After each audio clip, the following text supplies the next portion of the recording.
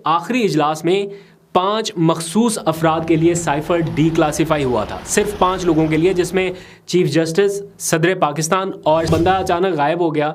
अदालत में समाअतें हो रही हैं, बाजियाबी के हुक्म दिए जा रहे हैं, पुलिस अपना जवाब जमा करा रही है। आज फैसला महफूज हुआ और फिर पता चला कि जनाब नई प्रेस कॉन्फ्रेंस हो रही है।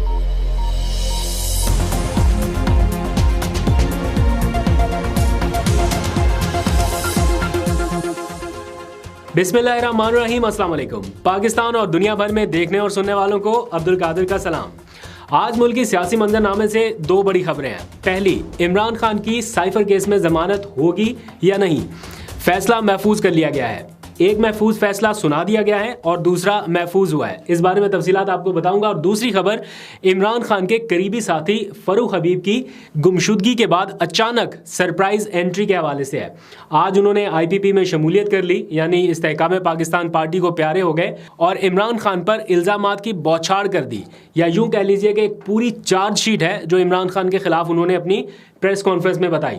अब तक जितने लोग इमरान खान को छोड़कर गए हैं उनमें से कुछ ग्रेसफुली छोड़कर गए, खामोशी से दूसरी पार्टीज में शामिल हुए, लेकिन इमरान खान पर तनकीद नहीं की। कुछ लोगों ने बिल्कुल कहा कि हम दूसरी पार्टी में जाएंगे ही नहीं, सियासत छोड़ देंगे, लेकिन PTI के अलावा हमारा कहीं और ठिकाना नहीं है। और कुछ ऐसे हैं जो PTI में हैं, किसी दूसरी पार्टी में नहीं गए, लेकिन अभी तक खामोश हैं। लेकिन फयाजुल हसन चौहान के बाद ये फरूख हबीब की प्रेस कॉन्फ्रेंस ऐसी थी जो पॉइंट वाइज पॉइंट बनी हुई थी, यानी इल्ज़ामात ही इल्ज़ामात है। और उसका कुछ ही देर में हम पोस्टमार्टम भी करते हैं कि क्यों उन्हें ये इल्ज़ामात गिरफ्तार होने से पहले या गायब होने से पहले नहीं याद आए और अचानक से आके उन्होंने एक एक पॉइंट के साथ ये सारा कुछ करना शुरू किया। और इसकी टाइमिंग कितनी अहम है, साइफर मुकदमे के साथ साथ ये सारे इल्ज़ामात, इसके कुछ ही देर में बात करते हैं। लेकिन पहले जल्दी से ज़रा साइफर ज़मानत केस में जो सूरत हाल है वो आपको अपडेट कर देता हूँ। आज इस्लामाबाद हाई कोर्ट में सुबह 9 से शाम 5:30 बजे तक साइफर से मुतालिक 4 अलग अलग केसेस थे, जिनमें से जो सबसे अहम मामला था वो साइफर ज़मानत और ये साइफर का मुकदमा खारिज करने के हवाले से था। इमरान खान के वकला और FIA के प्रोसिक्यूटर्स के दलाइल आज मुकम्मल हो गए, तो चीफ जस्टिस आमिर फारूक ने ये फैसला महफूज कर लिया। अब सबकी नज़रें इसी तरफ है, इंतज़ार इसी तरफ है कि ज़मानत होगी या नहीं होगी। लेकिन जो आज लीगल आर्गूमेंट्स हुए, 2 अहम पॉइंट्स हैं, बाकी तफसील में नहीं जाता, सिर्फ 2 अहम पॉइंट्स आपको बताता हूँ ताकि थोड़ा सा अंडरस्टैंड कर सके कि आज अदालत में हुआ क्या। जो FIA की लीगल टीम थी उन्होंने मौक़िफ़ अपनाया कि साइफर की 2 कैटेगरीज होती हैं, जिनमें से एक की कम्युनिकेशन तो की जा सकती है मगर दूसरी कैटेगरी की कम्युनिकेशन नहीं हो सकती। और ये साइफर दूसरी कैटेगरी का था, जिसे टॉप सीक्रेट कहा जाता है, जिसकी मालूमात पब्लिक नहीं की जा सकती। दलाइल जारी थे कि मामला एक अहम नुक्ते के गिर्द घूमने लगा जब इमरान खान के वकला ने कहा कि विफाकी काबीना से डी क्लासीफाइड करने की मंजूरी लेने के बाद साइफर सीक्रेट डॉक्यूमेंट नहीं रहा था, इसलिए ऑफिशियल सीक्रेट एक्ट का इतलाक हो ही नहीं सकता। साइफर डी क्लासीफाइड हुआ था या नहीं हुआ था, इस मामले पर आज बड़ी डिबेट हुई अदालत में। और जब दलाइल दिए जा रहे थे तो स्पेशल प्रोसिक्यूटर ने हाई कोर्ट को बताया कि सरकारी रिकॉर्ड के मुताबिक 8 अप्रैल 2022 को विफाकी काबीना की एक मीटिंग हुई, जिसमें इमरान खान ने बतौर वज़ीर आज़म कहा कि साइफर को आम आवाम के लिए या जनरल पब्लिक के लिए डी क्लासीफाइड कर दिया जाए। लेकिन उस वक्त के जो सेक्रेटरी खारजा थे और सेक्रेटरी कानून थे, उन्होंने बहुत ज़्यादा मुखालफत की, जिसके बाद ये उस वक्त डिक्लासीफाइड नहीं हुआ। लेकिन 9 अप्रैल की रात विफाकी काबीना का एक आखिरी इजलास हुआ। मैंने तो खुद इस इजलास को कवर किया हुआ है, उसकी तफसीलात से मैं वाकिफ़ हूँ। तो आज अदालत में बताया गया कि आखिरी इजलास में 5 मखसूस अफराद के लिए साइफर डी क्लासीफाई हुआ था, सिर्फ 5 लोगों के लिए, जिसमें चीफ जस्टिस, सदर पाकिस्तान और स्पीकर कौमी असम्बली शामिल हैं। इसलिए ये कहना कि साइफर जनरल पब्लिक के लिए डी क्लासीफाई हुआ था, ये दुरुस्त नहीं है। तो जवाब में इमरान खान के वकील सरदार लतीफ़ खोसा ने एक और अहम और मजबूत नुक्ता उठाया कि इमरान खान ने साइफर कभी भी पब्लिक के सामने रखा ही नहीं है। उन्होंने 27 मार्च के जलसे में जो कागज़ लहराया था वो आम एक सादा पेपर था, जिसे इलामती तौर पर पब्लिक के सामने लहराया गया था। तो दोनों अतराफ़ के दलाइल सुनने के बाद अदालत ने आज फैसला महफूज कर लिया है। कब सुनाया जाएगा इसका अभी किसी को मालूम नहीं है, लेकिन शायद इस हफ्ते के आखिर तक सुना दिया जाए। फैसला इमरान खान के खिलाफ भी आए तो PTI के पास सुप्रीम कोर्ट जाने का ऑप्शन होगा और अब तो नए कानून के मुताबिक अपील का हक भी मिल गया है, इसलिए ये मामला इधर ही ख़त्म नहीं हो जाना। अगर ज़मानत ना भी मिले तो परेशानी की कोई बात नहीं है, क्योंकि मामला सुप्रीम कोर्ट और फिर लार्जर बेंच के पास भी जा सकता है अगर अपील में चला गया, तो अभी बहुत सारे चांसेस बाकी हैं। इस दौरान जज साहब ने एक और महफूज किया गया फैसला जो पहले से महफूज किया था वो भी सुनाया है। चीफ जस्टिस ने साइफर केस की जेल में यानी खुफिया समात को दुरुस्त करार दे दिया है और अपने फैसले में कहा है कि jail trial chairman PTI Imran Khan के हक में है और बज़ाहिर इसमें कोई बदनीयती नहीं है, क्योंकि सिक्योरिटी मसाइल का जिक्र खुद चेयरमैन पीटीआई कर चुके हैं। तो इसका मतलब ये है कि इमरान खान का ट्रायल अब जेल में ही होगा और कल 17 अक्टूबर को उनके ऊपर फ़र्द जुर्म आयद होनी है। उनके वकला ने बहुत भागदौड़ किया, बहुत कोशिश किया कि फ़र्द जुर्म आयद ना हो सके, उन्होंने दस्तखत भी नहीं किए। इमरान खान ने भी चालान की कॉपियों पर दस्तखत नहीं किए, लेकिन जो इस केस की समाअत करने वाले जज हैं उन्होंने हतमी तौर पे ये कह रखा है कि कल 17 अक्टूबर को वो फ़र्द जुर्म आयद करेंगे। तो अगर फ़र्द जुर्म आयद हो गई दैट मीन्स कि इमरान खान की मुश्किलात फौरी तौर पर कम होती दिखाई नहीं दे रही। आज उनके करीबी साथी फ़ारूक हबीब ने भी उनका साथ छोड़ दिया।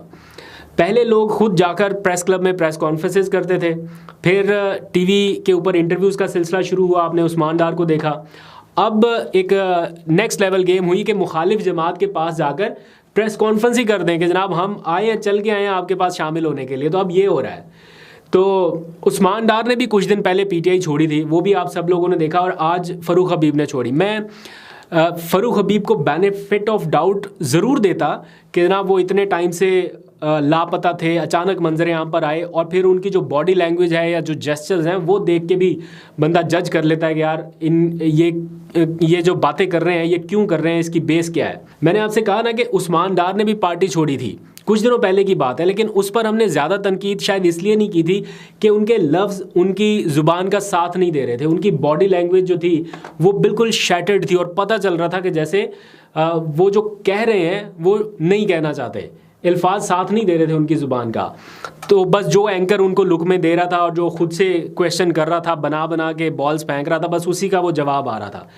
मगर यहाँ तो पॉइंट बाय पॉइंट पूरी चार्जशीट तैयार की गई, अदम एतमाद के मामले को लेकर, साइफर को लेकर, तोशाखाना तक, और फिर इमरान खान की गिरफ्तारी वाला सारा मामला। महज ऐसा बताया गया कि सारी चीज़ें सिर्फ इमरान खान कर रहे थे, वही कसूरवार हैं, वही मुल्ज़म है, वही मुजरम है, बाकी सब नीट एंड क्लीन है और हमें तो किसी चीज़ का पता नहीं था। मतलब सिर्फ इल्ज़ामात की बौछार थी। लेकिन ये सारे इल्ज़ामात अगर दुरुस्त थे या आप ये समझ रहे थे तो ये गायब होने के बाद क्यों अचानक याद आए?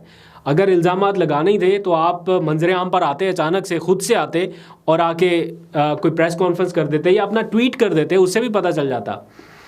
अभी आज ही तो लाहौर हाई कोर्ट ने उनकी बाजियाबी के लिए जो दायर दरख्वास्त थी उस पर फैसला महफूज किया था कि जनाब बंदा अचानक गायब हो गया, अदालत में समातें हो रही हैं, बाजियाबी के हुक्म दिए जा रहे हैं, पुलिस अपना जवाब जमा करा रही है। आज फैसला महफूज हुआ और फिर पता चला कि जनाब नई प्रेस कॉन्फ्रेंस हो रही है। तो आज आपने आराम से कह दिया कि जो चीज़ काबिल दिफा नहीं है उसका हम दिफा कैसे करें। अगर सियासत में रहते हुए इमरान खान जैसी शख्सियत का भी दिफा नहीं किया जा सकता तो फिर मेरा ख्याल है पाकिस्तान में किसी सियासतदान का दिफा नहीं हो सकता।